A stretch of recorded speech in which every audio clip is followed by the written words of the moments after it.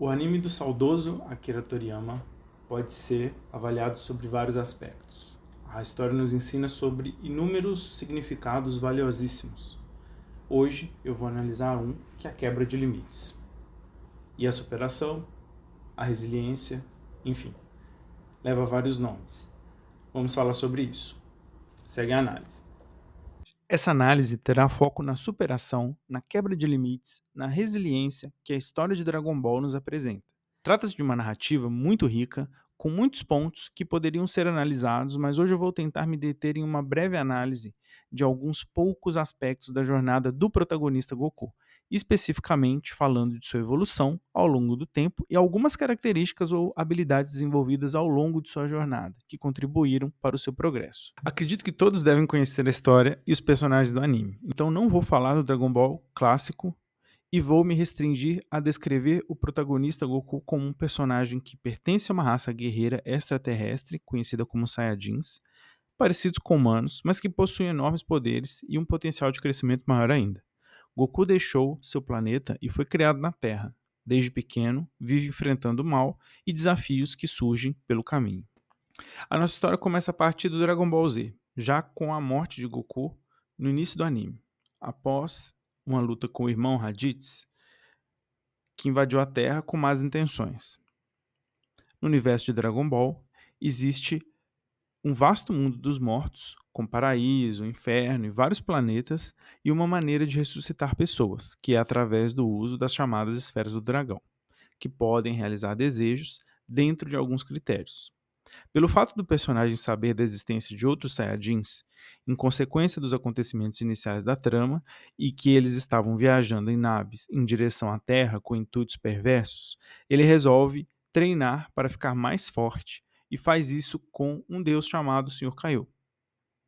Com ele, aprende a técnica do Kaioken e a Genkidama e vai enfrentar Vegeta, que veio para a Terra na época em que trabalhava para Frieza, o imperador do universo. No encontro de Saiyajins, Goku, também conhecido como Kakaroto, obtém a ajuda de amigos e consegue enfrentar e vencer Vegeta por pouco. Como primeiro ponto de análise, eu gostaria de destacar a virtude da humanidade, que inclui aspectos como amor pelas pessoas, amizade, gentileza, presente no personagem Goku, que poderia ter ficado morto no paraíso ou só treinando no mundo dos mortos, ou até mesmo ter ressuscitado e não ter partido para uma nova batalha que muito bem poderia ter resultado em uma nova morte. Inclusive, veremos que o personagem morrerá mais vezes durante sua trajetória. Após a luta contra Vegeta, Goku, que agora havia adquirido informações sobre a ameaça de Frieza, resolve ir até o planeta Namekusei, já treinando durante a viagem para enfrentar o Imperador do Universo. Durante a batalha com Frieza, Goku parece não ter poderes suficientes para derrotar o vilão, mas, após a morte de seu melhor amigo, desde a infância, Kuririn, nosso protagonista se transforma no até então lendário guerreiro Super Saiyajin e derrota seu inimigo. Nesse ponto, eu quero destacar a emoção da raiva, que foi o gatilho de transformação do personagem. Mas, curiosamente, a raiva não o deixou fora de si. Pelo contrário, ela foi canalizada em poder e não afetou sua concentração. Ela foi controlada. Ele demonstrou grande autocontrole, inclusive com o que talvez pode ser considerado um excesso de compaixão, pois mesmo depois de tudo, né, que o Frieza matou o Kuririn, promoveu o genocídio de quase todos os Namekuseidins em seu planeta natal, Goku deu diversas chances para o vilão se arrepender, fugir, ser perdoado, até que não houve mais jeito e o Super Saiyajin teve que finalizar seu inimigo. Mais adiante na história, para enfrentar uma ameaça para o planeta Terra de um androide chamado Cell, Goku treina com o filho Gohan, sendo que este derrota Cell após a morte de seu pai, a segunda até aqui, e do Android 16, que era uma figura que despertava respeito e admiração por parte de Gohan.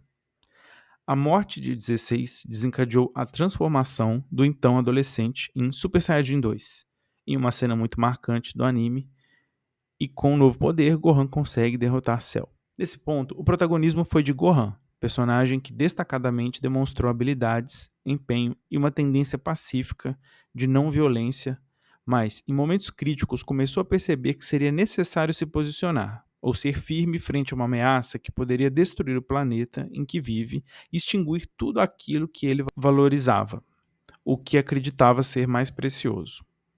Goku, mesmo como coadjuvante nesse ponto da história, tem um papel importantíssimo de transmitir confiança para o filho. Kakaroto aposta na vitória de Gohan desde o início e lhe dá forças até o último momento, na hora do golpe final em Cell. Nem Gohan acreditava em si mesmo e em seu potencial como seu pai. E o suporte emocional fornecido por Goku foi extremamente importante para o jovem Saiyajin quebrar seus próprios limites. Avançando no tempo, um vilão chamado Majin Buu, capaz de destruir todo o universo, aparece na Terra. E tem que ser derrotado para o bem de todos, por ser uma ameaça até então sem precedentes. Após várias batalhas e derrotas para o vilão por parte dos guerreiros defensores da Terra, Goku utiliza a técnica chamada Genkidama, aprendida com o Sr. Kaiô, lembra? Com a ajuda de todos os seres humanos do planeta e vence a batalha contra Buu. Aqui eu quero destacar a inteligência social de Goku, que percebe no famoso, porém fraco personagem Mr. Satan uma personalidade capaz de persuadir os habitantes da Terra, que lhe tinham adoração, e fazer com que eles pudessem cooperar em prol de um objetivo comum. Sem esse ato de parceria e união de todos, a vitória do planeta seria impossível. Talvez esta seja uma das mensagens mais simbólicas do anime, pois fala sobre a quebra de limites através da colaboração. Entrando no Dragon Ball Super, anime que conta com uma parte mais avançada da história, e especificamente uma espécie de introdução realizada no filme A Batalha dos Deuses, aparece o deus da destruição Beerus, que seria a figura mais poderosa do universo até o momento, e Goku se interessa em lutar com ele, claro. A luta entre os personagens desencadeia após um ritual realizado entre os Saiyajins residentes na Terra, uma nova transformação de Goku, conhecida como Super Saiyajin God, que seria o Deus Super Saiyajin com o Ki, ou poder divino. Um poder muito alto, mas ainda muito distante de conseguir rivalizar com a energia da destruição de Beerus, que vence a luta com muita facilidade. O que eu quero realçar aqui é o ritual realizado pelos Saiyajins, que também demonstra cooperação, mais especificamente de uma família, a família Saiyajin, que, em figuras individuais, sem associação, deixa o seu planeta, migra da sua terra natal e se reencontra no planeta Terra, no qual estabelece a sua casa e forma uma nova família, sem o distanciamento que havia de classes, por exemplo, como no caso entre Goku e Vegeta, que se misturam com os terráqueos, ampliando seus vínculos. Em outro filme, chamado A Vingança de F, continuando a história, nosso protagonista volta a encontrar Frieza, que retorna para tentar uma revanche contra o personagem. Mas naquela altura de desenvolvimento, Goku já tinha treinado o suficiente para superar o absurdo aumento de poder do vilão, que o obteve com pouquíssimo treino. Após uma ajudinha do Anjo Whis, Goku derrota novamente o inimigo.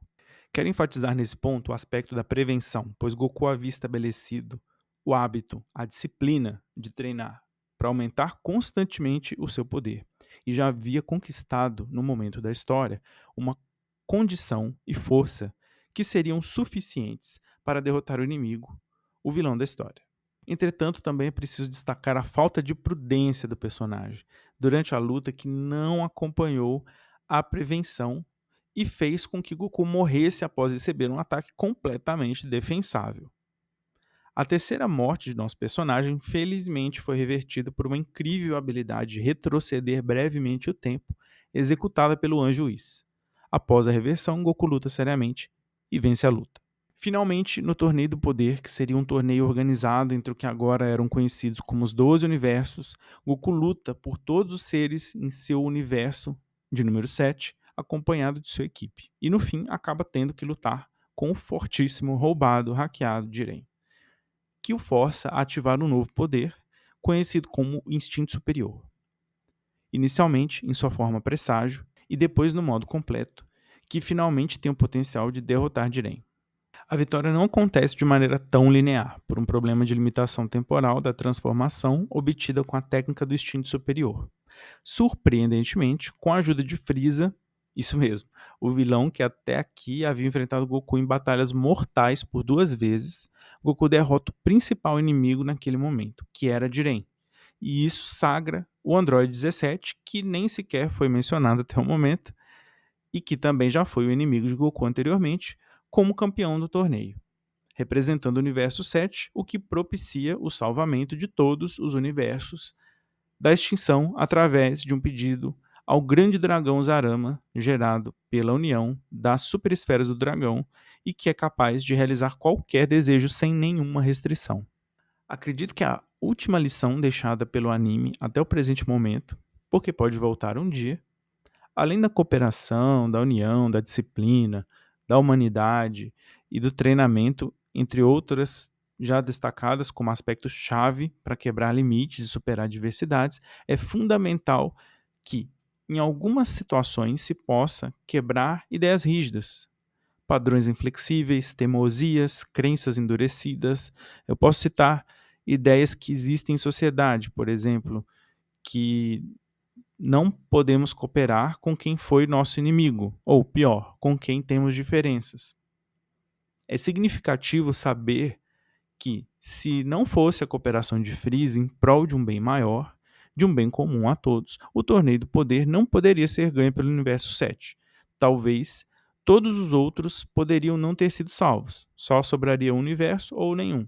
Não sabemos a verdadeira vontade dos deuses do anime, mas enfim, é isso. Eu procurei brevemente aqui destacar alguns elementos para se prestar atenção e refletir, talvez selecionar algo para se aplicar na vida, usando essa rica história de Dragon Ball. Espero que tenham gostado da análise. Essa foi a análise. Eu estou iniciando agora e por isso eu peço para vocês comentários, curtidas, compartilhamentos e de quem gostou, né, para que eu possa saber sobre o conteúdo, se está legal, e sugestões também para as próximas análises, para que eu possa fazer um conteúdo interessante para vocês. Agradeço, muito obrigado, até mais. Fui.